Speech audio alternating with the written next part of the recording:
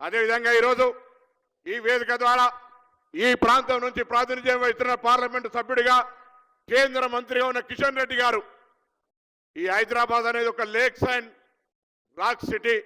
Archaeology మినిస్టర్గా tourism మినిస్టర్గా ఉండే ఈ హైదరాబాద్ బ్రాండ్ ఇమేజ్కి సంబంధించి హైదరాబాద్ సంబంధించి ఒక్క రూపాయి కూడా నిధులు తీసుకురాకుండా రాష్ట్ర ప్రభుత్వం బడ్జెట్లో నిధులు కేటాయించకుండా అనేక సందర్భాల్లో ప్రభుత్వం తరఫున విజ్ఞాపనలు ఇచ్చినా కూడా హైదరాబాద్ పైన నిర్లక్ష్యం జరుగుతూ రాజకీయపరమైన చర్యలకు ప్రభుత్వాన్ని విమర్శించడానికే పరిమితం అవుతా ఉన్నారు. ఇది వాస్తవాన్ని ప్రజలు గమనించాల్సిన అవసరం ఉంది. అదేవిధంగా హైదరాబాద్ సంబంధించి బ్రాండ్ ఇమేజ్ అంటే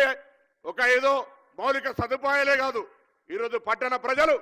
ఢిల్లీలో ఏ విధమైన సమస్య ఎదుర్కొంటున్నారో అటువంటి సమస్య హైదరాబాద్కు రావద్దని ఒక ఈవీ పాలసీ తీసుకొచ్చి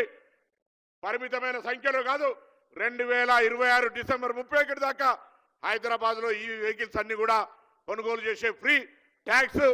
రోడ్ ట్యాక్స్, అదేవిధంగా రిజిస్ట్రేషన్ ట్యాక్స్ తీసేయడం జరిగింది. అంతేకాదు హైదరాబాద్ నగరంలో రవాణా శాఖ తరఫున ఆర్టీసీ తరఫున నడిచే అన్ని బస్సులను కూడా ఈవీ బస్సులుగా అసలు యాక్చువల్గా మ్యానుఫ్యాక్చర్ సప్లై చేస్తే ఇప్పటికే అమలు చేసేది ఉండే, కానీ మ్యానుఫ్యాక్చర్ సిబ్బంది ఉంది కాబట్టి దశల వారీగా హైదరాబాద్లో ముఖ్యమంత్రి గారి ఆలోచన మేరకు, రాష్ట్ర ప్రభుత్వం ఆలోచన మేరకు